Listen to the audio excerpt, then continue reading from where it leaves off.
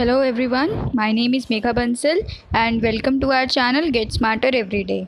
आज की वीडियो मैंने अपने कुछ फ्रेंड्स के रिक्वेस्ट पर बनाई है। मुझे कुछ कमेंट्स आए थे कि मैम प्लीज़ आप इंटीग्रेशन ऑफ मार्केट पर वीडियो बनाइए, so I am making this video. और मैं आपको ये बता दूं कि इंटीग्रेशन ऑफ मार्केट बिल्कुल ही डिफरेंट टॉपिक है। हमने जितनी भी वीडियोज़ इससे पहले बनाई हैं मैक्रो इकनॉमिक्स पर, उससे इस टॉपिक का कोई रिलेशन नहीं है। इन macro economic model integration of market had a very great role to play or it is important in understanding the functioning of economy. So let's start with our today's topic, integration of market और ISLM curve analysis। ISLM curve analysis सबसे पहले J.R. Hicks ने develop किया था 1937 में। उन्होंने coins के ideas को ग्राफिकली प्रेजेंट करने की कोशिश की थी। उनके अकॉर्डिंग हमारी इकॉनमी दो टाइप्स ऑफ मार्केट में डिवाइड होती है। पहला होता है product market and second one is money market. Product market या कमोडिटी मार्केट वो मार्केट होती है जहाँ पर गुड्स एंड सर्विसेज को ऑफ़र किया जाता है सेल के लिए और परचेज़ करते हैं उसको कंज्यूमर्स। सेलर उसको ऑफ़र करते हैं सेल के लिए और उसको कंज्यूमर्स परचेज़ कर लेते हैं by the payment of money. Money का पेमेंट किया और कोई भी सामान परचेज़ कर लिया। और उसी जगह अगर हम लोग मनी मार्केट की बात करें तो वो मार्केट ऐसी मार्केट होती है जहाँ पर मनी को बोरो किया जाता है और लेंड किया जाता है प्राइस के लिए। उसको हम लोग रेट ऑफ इंटरेस्ट बोलते हैं। मतलब दोनों मार्केट्स में सिर्फ इसका डिफरेंस है कि जो प्रोडक्ट मार्केट होती है वहाँ पर हम लोग कोई भी सामान लेते हैं, कोई भी प्रोडक्ट लेते हैं और उसके बदले में हम लोग मनी का पेमेंट करते हैं। और मनी मार्केट में हम लोग मनी को ही बोरो करते हैं या लेंड करते हैं उस प्राइस के लिए और उस प्राइस को बोलते हैं rate of interest. Demand money की जो डिमांड होती है वो कंजम्पशन और इन्वेस्टमेंट दोनों के लिए होती है, इसलिए रेट ऑफ इंटरेस्ट इस सेगमेंट ऑफ द इकोनॉमी पर बहुत ज़्यादा इम्पैक्ट डालता है। मतलब मनी मार्केट में रेट ऑफ इंटरेस्ट का बहुत ही क्लियर इम्पैक्ट पड़ता है। नेशनल इनकम इक्विलिब्रियम हमने देखा था कि प्रोडक्ट मार्केट में इक्विलिब्रियम वहाँ पे ऑब्टेन होता है जहाँ पर हमारी एग्रीगेट डिमांड या फिर aggregate expenditure goods and services की उसके आउटपुट के इक्वल हो जाती है। मतलब जब हमारा C+I+G यानी consumption plus investment plus government expenditure goods and services की आउटपुट के इक्वल होगी तब हमारा प्रोडक्ट मार्केट का इक्विलिब्रियम आएगा। इसका मतलब ये है कि जब हमारी डिमांड किसी भी प्रोडक्ट की ज़्यादा होगी, ग्रेटर होगी, तो उसका आउटपुट भी ज़्यादा होगा और equilibrium level of income higher level पर सेट हो जाएगा। उसी जगह पे अगर हम लोग बात करें कि अगर हमारा किसी भी गुड्स एंड सर्विसेज की डिमांड कम है तो उसका आउटपुट भी कम होगा और इक्विलिब्रियम लेवल हमारा लोअर लेवल पर सेट होगा। और अगर हम लोग मनी मार्केट में देखें तो मनी मार्केट में ये देखा था कि वो इंडिपेंडेंट एग्जिस्ट करती है। मतलब वहाँ पर रेट ऑफ इंटरेस्ट का इक्विलिब्रियम रेट ऑफ इंटरेस्ट तब आता है जब डिमांड फॉर मनी उसके सप्लाई ऑफ मनी के इक्वल हो जाती है। यानी कि जब हमारा लिक्विडिटी प्रेफरेंस क्या होता है मैं आगे बताऊंगी। लिक्विडिटी प्रेफरेंस यानी demand for money equals to supply of money हो जाएगी इकोनॉमी में, तब हमारा मनी मार्केट का इक्विलिब्रियम आएगा। ऐसा इसलिए बोला गया है क्योंकि रेट ऑफ इंटरेस्ट का बहुत ही स्ट्रॉन्ग इम्पैक्ट पड़ता है लेवल ऑफ इन्वेस्टमेंट का। मतलब जितना ज़्यादा हमारा रेट ऑफ इंटरेस्ट होगा उतनी ही कम इन्वेस्टमेंट होगी। जो भी इन्वेस्टर्स होते हैं वो रेट ऑफ इंटरेस्ट को देख कर ही इन्वेस्ट करते हैं। अगर हमारा रेट ऑफ इंटरेस्ट कम होता है तो इन्वेस्टर्स मोटिवेट होते हैं कि वो ज़्यादा इन्वेस्ट करें क्योंकि उनको आगे प्रॉफिट मिलेगा। लेकिन अगर हमारा रेट ऑफ इंटरेस्ट कम होगा तो हमारा रेट ऑफ इंटरेस्ट ज़्यादा होगा तो इन्वेस्टर्स मोटिवेट नहीं होंगे क्योंकि उनको लगेगा कि हमारा रेट ऑफ इंटरेस्ट इतना ज़्यादा है कि वो इन्वेस्ट करेंगे तो उनका जो मनी होगा वो आगे जाकर लॉस में जाएगा। इसलिए यहाँ पर रेट ऑफ इंटरेस्ट का बहुत ही स्ट्रॉन्ग इम्पैक्ट पड़ता है लेवल ऑफ इन्वेस्टमेंट पर। लेकिन अगर हम लोग रियलिटी में देखें तो रियलिटी में ये दोनों ही मार्केट इंडिपेंडेंट नहीं है। मतलब मनी मार्केट में कोई भी अगर चेंज हुआ तो उससे प्रोडक्ट मार्केट में कोई असर नहीं पड़ेगा, ऐसा नहीं होता है। अगर हमारी मनी मार्केट में कोई भी चेंज हो रहा है तो उससे प्रोडक्ट मार्केट के वेरिएबल्स को भी अफेक्ट होंगे, उससे प्रोडक्ट मार्केट के वेरिएबल्स पर भी इन्फ्लुएंस पड़ेगा। ऐसा क्यों होता है कि जब हमारा इन्वेस्टमेंट इकोनॉमी में अफेक्ट करता है तो उससे हमारा एग्रीगेट एक्सपेंडिचर फंक्शन यानी C+I+G भी अफेक्ट करता है और उससे equilibrium level of income change हो जाता है। और जब हमारा equilibrium level of income change होगा तो डिमांड जो भी हमारी मनी की डिमांड होगी ऑब्वियसली वो भी चेंज हो जाएगी। इससे हमें ये पता चलता है कि जो भी हमारे मनी मार्केट में चेंजेस आएंगे उसकी वजह से हमारे प्रोडक्ट मार्केट में भी चेंजेस आएंगे। तो ये नहीं कह सकते हम कि ये दोनों ही मार्केट इंडिपेंडेंट हैं, ये दोनों ही एक दूसरे पर डिपेंड होती हैं। तो इससे हमको एक चीज़ और पता चलती है कि हम लोग किसी भी इक्विलिब्रियम, अगर किसी भी सेक्टर में इक्विलिब्रियम चाहते हैं तो दूसरे सेक्टर को भी उसमें लाना पड़ेगा। ऐसा नहीं हो सकता कि हम लोग अपनी प्रोडक्ट मार्केट में हमने इक्विलिब्रियम ले आए तो हम लोग ये मान लेंगे कि मनी मार्केट में इक्विलिब्रियम नहीं है तो कोई बात नहीं, इससे कुछ नहीं होगा। लेकिन इससे ऐसा नहीं होगा। अगर हमारी प्रोडक्ट मार्केट में इक्विलिब्रियम है तो हमें मनी मार्केट को भी साथ में लेकर चलना पड़ेगा। अगर हमें एक स्टेबल इक्विलिब्रियम चाहिए तो हमें दोनों ही मार्केट यानी प्रोडक्ट और मनी मार्केट दोनों को ही इक्वली देखना पड़ेगा कि दोनों ही मार्केट में स्टेबल इक्विलिब्रियम हो, तभी हमें एक इकॉनमी में म्यूचुअल इक्विलिब्रियम आएगा। अब इनको पढ़ने के लिए, इनको समझने के लिए कि प्रोडक्ट मार्केट और मनी मार्केट में कैसे इक्विलिब्रियम आएगा, इसके लिए हम मैक्रो इकोनॉमिक मॉडल में ISLM कर्व को बनाया गया है। वो देखते हैं क्या चीज़ है। सबसे पहले हम पढ़ेंगे IS curve. IS curve actually होता क्या है? I हमारा रिप्रेजेंट करता है इन्वेस्टमेंट को और S रिप्रेजेंट करता है सेविंग्स को। इसका मतलब ये है कि हमें IS कर्व का फुल फॉर्म होता है investment saving curve. IS curve represent करता है इक्विलिब्रियम प्रोडक्ट मार्केट का। मतलब प्रोडक्ट मार्केट में इक्विलिब्रियम तब आएगा जब हमारा इन्वेस्टमेंट इक्वल्स टू सेविंग होगा। जिस पॉइंट पर हमारा इन्वेस्टमेंट इक्वल टू सेविंग होगा वो पॉइंट हमारा IS कर्व होगा। यही यहाँ पे लिखा हुआ है कि IS curve represents equilibrium in product market where at any point of time investment is equal to saving. Each point of IS curve shows equality between savings and investment. अब इसका हम डेरिवेशन देखते हैं। डेरिवेशन में आप graph देखिए, उस पर वाई एक्सिस पर हमने रेट ऑफ इंटरेस्ट दिखाया है और एक्स एक्सिस पर इनकम दिखाया है। सबसे पहले तो आप एक चीज़ ये नोटिस करेंगे कि जितना कम हमारा रेट ऑफ इंटरेस्ट है उतना ज़्यादा हमारा इनकम है। मतलब अगर हमारी रेट ऑफ इंटरेस्ट 10% है, सबसे हाई रेट ऑफ इंटरेस्ट अगर हम लें तो इनकम हमारा सबसे कम पर है। फिर हमारी रेट ऑफ इंटरेस्ट अगर कम हुई यानी 9% पर रेट ऑफ इंटरेस्ट आई तो हमारा इनकम Y1 लेवल पर आ गया, मतलब हमारी इनकम बढ़ गई। फिर अगर हम लोग 8% इंटरेस्ट देखें तो उसमें हमारी इनकम Y2 लेवल पर है। इसका मतलब है कि हमारे IS कर्व में इनवर्स रिलेशनशिप होता है between rate of interest and income. इस इनवर्स रिलेशनशिप को हम लोग IS कर्व बोलते हैं। IS कर्व शो करता है equilibrium level of income at different rate of interest. मतलब हमारी इक्विलिब्रियम लेवल ऑफ इनकम कैसे आएगी अलग अलग रेट ऑफ इंटरेस्ट पर। जिस पॉइंट पर यहाँ पर जो हमने ये IS कर्व बनाया है, इस IS कर्व पर कोई भी अगर हम लोग पॉइंट बनाएंगे तो वो ये शो करेगा कि यहाँ पर इक्वालिटी है between savings and investment at different rate of interest. तो इससे हमें दो चीज़ें पता चली। पहली तो ये कि IS कर्व हमारा प्रोडक्ट मार्केट का इक्विलिब्रियम शो करता है, और सेकेंड चीज़ यहाँ पर इक्वालिटी होती है सेविंग एंड इन्वेस्टमेंट में। अब देखते हैं LM कर्व क्या होता है। LM कर्व का मतलब होता है liquidity demand for money and M represent करता है यहाँ पर money supply.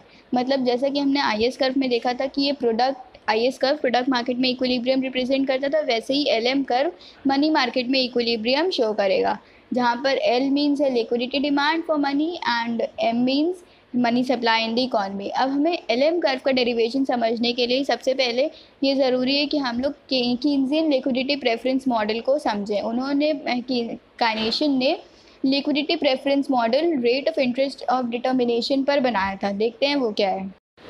Liquidity preference theory of interest, ये थ्योरी जेम्स कीन्स ने डेवलप की थी और उन्होंने इस थ्योरी को अपनी बुक में लिखा था, general theory of employment interest and money. इस थ्योरी के अकॉर्डिंग हर पर्सन की एक नेचुरल टेंडेंसी होती है कि वो अपनी मनी को लिक्विड फॉर्म में रखें। लिक्विड फॉर्म मतलब कैश फॉर्म में रखें। क्यों? क्योंकि वो मानते थे कि अगर आपने कैश फॉर्म में अपनी एसेट को रखा है, उसको मनी को रखा है कैश फॉर्म में, तो ये बहुत ही कन्वीनियंट वे है, अच्छा तरीका है। क्यों? क्योंकि उसके बहुत सारे एडवांटेज होते थे। अगर आपको किसी को पेमेंट करनी है कुछ स्मॉल पार्ट्स में तो वो ईजिली मनी कैश फॉर्म में ट्रांसफ़र हो जाएगी, या फिर आपने किसी को मनी लेंड की है तो उसके भी बहुत सारे फ़ायदे होते थे। उससे आपको रिवॉर्ड या इंसेंटिव मिलता था, मतलब कुछ इंटरेस्ट मिलता था। तभी पीपल अपनी लिक्विडिटी के साथ फोरगो करते थे, मतलब अपनी लिक्विडिटी को किसी के साथ शेयर करते थे, किसी को लेंड करते थे। तो पहले के ज़माने के लोग वैसे भी बैंक को कम प्रेफ़रेंस देते थे, वो चाहते थे कि वो अपनी लिक्विड फ़ॉर्म में रखें। लेकिन आज के ज़माने में हम लोग बैंक को ज़्यादा प्रेफ़रेंस देते हैं। हम लोग ये सोचते हैं कि बैंक एक सेफ़ेस्ट प्लेस है, जहाँ पर हम अपनी मनी को रखेंगे तो वो इंटरेस्ट के साथ डबल भी होती रहेगी। और जैसे कि अब इस ज़माने में बहुत सारी चोरियाँ होती हैं, इतने सारे थीव्स हैं, तो अगर हम लोग मनी को कैश फ़ॉर्म में अपने घर में रखेंगे तो हो सकता है वो चोरी भी हो जाए। लेकिन अगर हम लोग बैंक में रखेंगे तो वो एक सेफ़ेस्ट प्लेस है अपनी मनी को रखने के लिए। हम लोग लेकिन कि ये पहले के ज़माने की ये थ्योरी कम से कम बनी होगी 1937 या 38 के आसपास। तो उस टाइम के ज़माने में पीपल अपनी मनी को एज़ अ लिक्विड फॉर्म में ही रखना पसंद करते थे। अब यहाँ पर इस थ्योरी के अकॉर्डिंग एक क्वेश्चन अराइज़ होता है कि अपनी मनी को अगर उन्होंने लिक्विड फॉर्म में रखा है तो उसके ऑब्जेक्टिव्स क्या-क्या होंगे? तो कीन्स ने इसके 3 मोटिव्स या 3 रीज़न्स आप कह लीजिए इसके लिए बनाए हैं। Transaction motive, precautionary motive and speculative motive. तो सबसे पहला हमारा है transaction motive. People keep their money in cash so that they can make purchases of goods and services and can make payment in cash. इसका मतलब ये है कि ट्रांजैक्शन मोटिव में पीपल अपने पास मनी कैश में रखना चाहते हैं ताकि वो अपनी day to day goods and services की परचेजेस कर सकें और कैश में पेमेंट कर सकें। ये जो भी हमारे पास ट्रांजैक्शन मोटिव का जो पर्पज़ है वो 2 पर्पज़ में डिवाइड है, यानी इनकम मोटिव और बिज़नेस मोटिव। सबसे पहले इनकम मोटिव समझते हैं। इनकम मोटिव हमारे हाउस होल्ड की डिमांड को कवर करता है, मतलब हाउस होल्ड्स भी अपने पास कुछ कैश रखते हैं ताकि वो अपने डे टू डे एक्सपेंसेस को मीट कर सकें। अच्छा, ऐसा होता है कि हमारा मान लीजिए एक एग्ज़ाम्पल लेते हैं कि हमारी इनकम हमें फर्स्ट डे ऑफ मंथ में मिलेगी, यानी कि मान लीजिए ये जून चल रहा है तो इस जो जून की मंथ की इनकम होगी वो हमें first day of next month मिलेगी, यानी कि जुलाई में मिलेगी। फर्स्ट जुलाई को हमें जून की इनकम मिलेगी। तो अब हमें जो ये जून का महीना है इसमें जो हमें इनकम इसमें हमें जो अपने एक्सपेंसेस करने हैं वो हम कैसे करेंगे। जो हमें मई की इनकम जून में मिली होगी, मई की income first day of June में मिली होगी, वो जून की उस इनकम के थ्रू हम लोग अपने पूरे मंथ का एक्सपेंसेस और पेमेंट्स या फिर आप कह लीजिए परचेजेस करेंगे और फिर हमें again first day of July में मिल जाएगी ताकि हम जुलाई के एक्सपेंसेस कर सकें। तो जो इस टाइम पीरियड का गैप होता है, मतलब इनकम मिलने का जो बीच का गैप होता है, इसको मीट करने के लिए कुछ कैश अपने पास हाउस होल्ड्स भी रखती हैं। कभी कभी ऐसा भी होता है कि आपको किसी मंथ में पेमेंट मिली ही नहीं, अपनी मनी मिली ही नहीं, इनकम मिली ही नहीं, तो उस मंथ में क्या होगा कि आपको अपने पास कुछ सेविंग्स भी रखनी पड़ेंगी। मतलब जब आपको इनकम मिलेगी तो उसमें से आप अपना कुछ कैश निकाल लेंगे अपने डे टू डे एक्सपेंसेस करने के लिए और कुछ पार्ट सेव करेंगे ताकि अगर किसी मंथ में आपको इनकम नहीं मिली तो आप अपनी सेविंग्स निकाल कर अपने डे टू डे एक्सपेंसेस कर सकें। और अब हमें इस एग्जाम्पल के थ्रू एक चीज़ ये भी पता चली कि जब हमें इनकम मिलेगी तब हम उस पॉइंट पर हमारे पास सबसे ज़्यादा इनकम होगी। मान लीजिए फर्स्ट जुलाई को मिली तो फर्स्ट जुलाई पर हमारी इनकम बहुत ज़्यादा होगी, सबसे ज़्यादा होगी। फिर धीरे धीरे करके थ्रू आउट द मंथ ये डिमिनिश होती रहेगी डे टू डे एक्सपेंसेस की वजह से, और फिर जब लास्ट डे ऑफ मंथ आएगा तब हमारी इनकम निल हो जाएगी। देन अगेन हमें ये इनकम वापस से मिलेगी नेक्स्ट मंथ में और ये प्रोसेस कंटिन्यू होता रहेगा। तो इसका मतलब ये है कि एक एवरेज कैश हर किसी को, हर एक हाउस होल्ड को अपने पास रखना पड़ता है to balance the day to day expenses. अब जो हमारा सेकेंड मोटिव है वो है बिजनेस मोटिव। बिजनेस मोटिव में हमारे businessman, entrepreneurs, firms and companies, ये सारी चीज़ें आएंगी। इनको भी अपने पास कुछ कैश रखना पड़ता है ताकि वो अपने ट्रांजैक्शन पर्पजेज़ आराम से कर सकें। मतलब मान लीजिए कोई बिज़नेस है, वो स्टार्ट हुआ है, अभी हमने इनिशिएट किया है, सिर्फ वहाँ पे कोई प्रोसेस नहीं होता है, अभी अभी नया नया बिज़नेस खुला है। तो वहाँ पे भी जैसे ही हम बिज़नेस खोलते हैं वैसे ही हमारे एक्सपेंसेस स्टार्ट हो जाते हैं। लेकिन जो रिसिप्ट होती है इनकम की, यानी कि हमारी जो इनकम आती है वो कुछ पॉइंट ऑफ टाइम के बाद ही आती है। एकदम से ऐसा नहीं होता कि आपने बिज़नेस खोली आपको तुरंत ही अपनी इनकम मिल गई, ऐसा नहीं होता है। कुछ हमें एक्सपेंसेस करने पड़ते हैं, सामान लेना पड़ता है, उनको बेचना पड़ता है, उसके बाद हमें जाकर इनकम मिलती है। तो ये तो हमने उस पीरियड की बात करी जब हमने बिज़नेस इनिशिएट किया। लेकिन जब हम लोग बिज़नेस, एक रनिंग बिज़नेस की बात करें, तो उसमें भी हमारे रिसिप्ट्स और पेमेंट में कोई सिंक्रोनाइजेशन नहीं होता है। हो सकता है आपको इनकम मिली, आपको पेमेंट वापस मिली, हो सकता है नहीं मिली, लेकिन आपको अपने जो एक्सपेंसेस होते हैं, डे टू डे एक्सपेंसेस होते हैं बिज़नेस ऑपरेशंस के, उसको तो करने के लिए अपने पास कुछ कैश रखना ही पड़ेगा। तो अगर कोई भी बिज़नेस होगा वो अपने पास कैश नहीं रखेगा तो बहुत हिंड्रेंस आएगी अपनी रोज़ की एक्सपेंसेस को मीट करने में।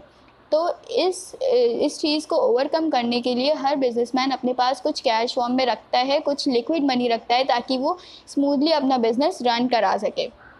ये हमारा ट्रांजैक्शन मोटिव था। सेकेंड पर्पज़ है precautionary motive. Precautionary motive means that people keep some extra cash with them in addition to their transaction needs. This is kept to meet future contingencies or unanticipated expenses. इसका मतलब ये है कि transaction needs को हटाकर भी कुछ extra cash रखना पड़ता है ताकि फ्यूचर कंटिजेंसीज या अनएक्सपेक्टेड अनएंटिसिपेटेड एक्सपेंसेस को मीट कर सकें।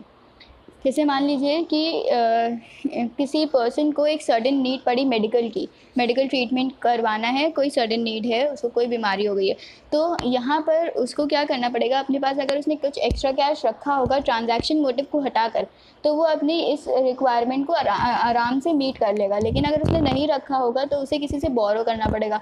तो इससे अच्छा है कि वो कुछ पार्ट अपना एक्स्ट्रा मनी प्रिकॉशनरी मोटिव के लिए भी अपने पास रखे। अब इसका एक एग्जांपल बहुत ही अच्छा ये है कि जैसे कि अब आप ये टाइम जैसे कोरोना वायरस का चल रहा है, तो इस टाइम मेडिकल ट्रीटमेंट हर किसी को ज़रूरत पड़ रही है। इतना ज़्यादा किसी को भी अगर कोरोना वायरस हो गया तो आप देख रहे हैं कि इतनी ज़्यादा प्राइवेट हॉस्पिटल्स में इतना कोई बजट रख दिया है कि आपको इतने मनी पे करनी है, उसके बाद ही आपको हॉस्पिटल में हॉस्पिटलाइज़ किया जाएगा, अदरवाइज़ नहीं करेंगे। तो अगर आपने अपने पास कुछ मनी नहीं रखा होगा पहले से, तो आप ये कंटिजेंसी को, इस रिक्वायरमेंट को मीट नहीं कर सकते। तो अपने पास कुछ इनकम उसे रखनी ही पड़ेगी। मान लीजिए एक पर्सन है, वो प्राइवेट कंपनी में जॉब करता है, तो उसको इस टाइम पीरियड में, लॉकडाउन के टाइम में उसको इनकम नहीं मिलेगी क्योंकि सब कुछ बंद है, काम होगा नहीं कंपनी में। तो जो मैनेजर होगा वो किसी भी एम्प्लॉय को मनी नहीं देगा, उसकी इनकम नहीं देगा, सैलरी इसलिए नहीं देगा क्योंकि वहाँ पे कोई काम नहीं हो रहा है, सब कुछ बंद है। तो उनके पास कंपनीज़ में भी पैसे नहीं होंगे, तो वो किसी भी एम्प्लॉय को उसके सैलरी नहीं दे पाएगा। तो इस टाइम पीरियड में एक एम्प्लॉय क्या करेगा, अपने पास सेविंग्स या फिर बोरोइंग्स जो होंगी वो निकालेगा, या फिर जो भी उसने अपने पास मनी रखा होगा उसको यूज़ करके डे टू डे एक्सपेंसेस अपनी स्मूथली रन करवाएगा। इसको हम लोग प्रिकॉशनरी मोटिव बोलते हैं, मतलब demand for money for precautionary purposes. अब थर्ड वन हमारा है स्पेक्यूलेटिव मोटिव। स्पेक्यूलेटिव मतलब it is the sum of money which people keep with themselves in return for interest. If the rate of interest is high, people would lend it or invest in securities a large sum of money and would keep with themselves with a very little sum of money and vice versa. इसका मतलब क्या है? इसका मतलब ये है कि person अपने पास कुछ एक्स्ट्रा कैश, कुछ सम ऑफ मनी रखता है फॉर रिटर्न ऑफ इंटरेस्ट। मतलब मान लीजिए रेट ऑफ इंटरेस्ट अगर हाई है, रेट ऑफ इंटरेस्ट ज़्यादा है, तो पर्सन उसको इन्वेस्ट करेगा सिक्योरिटीज़ में या लेंड कर लेगा कुछ सिक्योरिटीज़ में। अगर उसने इन्वेस्ट किया लार्ज सम ऑफ मनी, मतलब उसने ज़्यादा अमाउंट सिक्योरिटीज़ में इन्वेस्ट कर लिया और अपने पास कुछ लिटिल सम रखा, कुछ कम अमाउंट अपने पास रखा, और उसी जगह अगर कम रेट ऑफ इंटरेस्ट, हमारा रेट ऑफ इंटरेस्ट लो है, तो यहाँ पर ज़्यादा ग्रेट मोटिवेशन नहीं होती है, बहुत कम मोटिवेशन होती है इन्वेस्टर्स की कि वो इन्वेस्ट करें। क्योंकि जब हमारा रेट ऑफ इंटरेस्ट लो होता है तो सब ये सोचते हैं कि उनका आगे जाकर जो मनी होगा वो बहुत लॉस में जाएगा, इसलिए वो पर्सन अपना लार्ज कैश में नहीं अपने पास उस टाइम पर अपनी मनी लार्ज कैश में रखेगा और उसको तब इन्वेस्ट करेगा जब इंटरेस्ट रेट फ्यूचर में राइज होंगे। तो इससे हमें ये पता चलता है कि ये डिमांड फॉर मनी काहे के लिए थी। Demand for money is high at a low rate of interest and low at a high rate of interest. यहाँ पर जो कैश की डिमांड थी यानी मनी की डिमांड थी वो लो होगी जब वो हाई होगी जब हमारा रेट ऑफ इंटरेस्ट लो होगा, और जब यहाँ पर मनी की डिमांड हमारी लो होगी जब हमारा रेट ऑफ इंटरेस्ट हाई होगा। तो मनी रिक्वायरमेंट इन तीनों पर्पसेस के लिए हम ये कह सकते हैं कि ये एक्सप्रेस कैसे कर सकते हैं। Liquidity preference equals to transaction plus precautionary plus speculative motive. जैसे हमने यहाँ लिखा हुआ है L equals to T plus P plus S। Determination of interest rates, liquidity preference. अब हमें लिक्विडिटी प्रेफरेंस मॉडल के थ्रू इंटरेस्ट रेट को डिटरमाइन कैसे करते हैं वो देखना है। तो according to Keynes, interest rate is determined by demand and supply of money in the economy. अब यहाँ पर हमारा कीन्स के अकॉर्डिंग इकोनॉमी में एक इंटरेस्ट रेट कैसे डिटरमाइन होगा, वो डिमांड और सप्लाई ऑफ मनी को देखते हुए होगा। मतलब यहाँ पर डिमांड फॉर मनी क्या सिग्निफाई कर रहा है कि कितनी डिमांड है मनी को रखने की as a cash form. People कितना चाहते हैं कि वो as a cash form liquid money अपने पास रखें। और सप्लाई ऑफ मनी क्या सिग्निफाई कर रहा है कि वो ये देखेगा कि कितनी मॉनेटरी अथॉरिटी ने क्वांटिटी ऑफ मनी को अवेलेबल कर रखा है पब्लिक के लिए, मतलब जो भी बैंक्स हैं या फाइनेंशियल इंस्टीट्यूशंस हैं उन्होंने कितना मनी अवेलेबल किया हुआ है पब्लिक के लिए, वो कितना लेंड करते हैं पब्लिक को एज अ लोन। अब हम लोग को इसको एज अ ग्राफिकल रिप्रेजेंटेशन देखना है बाय डायग्राम। सबसे पहले आप ग्राफ में देखिए, हमने वाई एक्सिस पर रेट ऑफ इंटरेस्ट दिखाया और एक्स एक्सिस पर क्वांटिटी ऑफ मनी दिखाई है। तो अब यहाँ पर आप देखेंगे कि आर जो हमारा रेट ऑफ इंटरेस्ट है और S M quantity of money है, मतलब सप्लाई है, मनी की सप्लाई है यहाँ पर। एस एक वर्टिकल स्ट्रेट लाइन हमने बनाई हुई है सप्लाई की। तो अब आप देखेंगे जहाँ पर रेट ऑफ इंटरेस्ट और सप्लाई कर्व दोनों इंटरसेक्ट करेंगे वो पॉइंट हमारा इक्विलिब्रियम पॉइंट होगा, मतलब हमें यहाँ पर अपना लिक्विडिटी प्रेफरेंस कर्व मिलेगा, जहाँ पर डिमांड यानी एलपी कर्व, डिमांड कर्व हमारा सप्लाई कर्व के इक्वल होगा, मतलब जहाँ पर ये डिमांड कर्व यानी लिक्विडिटी प्रेफरेंस कर्व और सप्लाई कर्व इंटरसेक्ट करेंगे वो पॉइंट ऑफ इक्विलिब्रियम होगा, और उसी पॉइंट पर हमें पता चलेगा कि ये हमारा रेट ऑफ इंटरेस्ट है। लिक्विडिटी प्रेफरेंस कर्व एक नेगेटिव स्लोप्ड कर्व है। ये इनवर्स रिलेशनशिप दिखाता है between rate of interest and demand for liquidity preference, यानी transaction, precautionary and speculative motive, तीनों ही चीज़ों को लेकर वो बताता है कि इसमें इनवर्स रिलेशनशिप है। यहाँ पर जैसे कि मैंने पहले आपको बताया सप्लाई कर्व है एक वर्टिकल स्ट्रेट लाइन जो कि परफेक्टली इनइलास्टिक सप्लाई कर्व है, मतलब यहाँ पर ये एक कांस्टेंट सप्लाई कर्व है। इस सप्लाई ऑफ मनी में ये supply of money rate of interest से अफेक्ट नहीं करेगी। डिमांड और सप्लाई कर्व जहाँ पर इंटरसेक्ट करेंगे वो पॉइंट ई होगा यानी इक्विलिब्रियम पॉइंट होगा, और आर हमारा रेट ऑफ इंटरेस्ट होगा। ये हमें ये बताता है कि rate at this rate the demand for money is equal to the available supply of money, मतलब हमारा आर रेट ऑफ इंटरेस्ट पे demand for money equals to supply of money होगा। और ये जो रेट ऑफ इंटरेस्ट है ये prevail करेगा इकॉनमी में, मतलब यहाँ पर हमें इक्विलिब्रियम मिला तो ये जो आर रेट ऑफ इंटरेस्ट है यही रेट ऑफ इंटरेस्ट पूरी इकॉनमी में चलेगा जब तक हमारी सप्लाई या फिर डिमांड में कोई चेंजेस नहीं आते हैं, तब तक हमारा रेट ऑफ इंटरेस्ट यही चलेगा। अगर हमारी डिमांड कर्व शिफ्ट होता है किसी वजह से तो हमारा रेट ऑफ इंटरेस्ट भी शिफ्ट होगा, तब हमें कोई दूसरा रेट मिलेगा, फिर वो रेट ऑफ इंटरेस्ट प्रिवेल करेगा इकॉनमी में जब तक उसमें कोई चेंज नहीं आएगा। तो ये हमारा लिक्विडिटी प्रेफरेंस मॉडल था पूरा, जो कि कीन्स ने अपनी फेमस बुक में लिखा था। इसके ग्राफ के थ्रू भी मैंने बता दिया है और थ्योरी भी बता दी है। अब हमें डेरिवेशन पढ़ना है एलएम कर्व का, डेरिवेशन ऑफ एलएम कर्व। अब इसमें ग्राफ में आप देखेंगे कि वाई एक्सिस पर हमने रेट ऑफ इंटरेस्ट दिखाया है एंड एक्स एक्सिस पर इनकम दिखाया है। अब इस ग्राफ में अगर हम लोग R1 रेट ऑफ इंटरेस्ट देखें तो R1 रेट ऑफ इंटरेस्ट पर Y1 इनकम थी, यानी कि ये एक पॉजिटिव रिलेशनशिप दिखा रहा है between rate of interest and income में, या फिर आप ये कह सकते हैं कि एलएम कर्व एक पॉजिटिवली स्लोप्ड कर्व है। अब जैसे कि डेरिवेशन में लिखा हुआ है LM curve is positively sloped curve, each point on this curve shows equality between demand for money and supply of money, that is at R1 rate of interest Y1 income will prevail in the economy and equilibrium level is E1। इसका मतलब ये है कि जब हमारा R1 rate of interest होगा तो Y1 level of income होगी और इक्विलिब्रियम लेवल हमें E1 मिलेगा। मतलब हमारा जो रेट ऑफ इंटरेस्ट है R1 यही पूरी इकॉनमी में प्रिवेल करेगा। और इससे ये भी पता चलता है कि डिफरेंट रेट ऑफ इंटरेस्ट पे हमारे डिफरेंट लेवल ऑफ इक्विलिब्रियम आएगी इकॉनमी में और डिफरेंट लेवल ऑफ इनकम होगा। तो हम ये कह सकते हैं कि एलएम कर्व जो इसमें बना हुआ है, इस एलएम कर्व पे कोई भी पॉइंट अगर हम लोग बनाएंगे तो वो इक्वालिटी दिखाएगा बिटवीन डिमांड फॉर मनी और सप्लाई ऑफ मनी में इकॉनमी में। ये हमारा एलएम कर्व था। अब हम लोगों ने यहाँ पर आईएस कर्व देख लिया, एलएम कर्व देख लिया, लिक्विडिटी प्रेफरेंस थ्योरी देख ली। अब हमारी बारी है कि अब हम पढ़ें equilibrium in the product and money market, मतलब हम कैसे आईएस और एलएम कर्व को कंबाइन करके इक्विलिब्रियम बनाएंगे दोनों ही मार्केट में, इंटीग्रेशन कैसे होगा equilibrium in product and money market. अब हमें पढ़ना है कि कैसे हम ये दो मार्केट्स को इंटीग्रेट करें। Equilibrium in product and money markets are consequent derivation of ISLM curve. Product और मनी मार्केट का ये डेरिवेशन जो हमने पढ़ा था, ये ISLM कर्व को दोनों ISLM कर्व जब हम लोग इंटीग्रेट करेंगे, मतलब प्रोडक्ट मार्केट और मनी मार्केट को जब हम लोग इंटीग्रेट करेंगे तो हमें पता चलेगा कि एक्चुअल में ISLM कर्व पर क्या इफ़ेक्ट पड़ता है। दोनों ही कर्व की जो रिलेशनशिप थी वो रेट ऑफ इंटरेस्ट और इक्विलिब्रियम इन द इकोनॉमी पर थी, मतलब ये दोनों ही कर्व रिलेशनशिप दिखाते थे रेट ऑफ इंटरेस्ट और इससे हमें इक्विलिब्रियम मिल जाता था इकॉनमी में।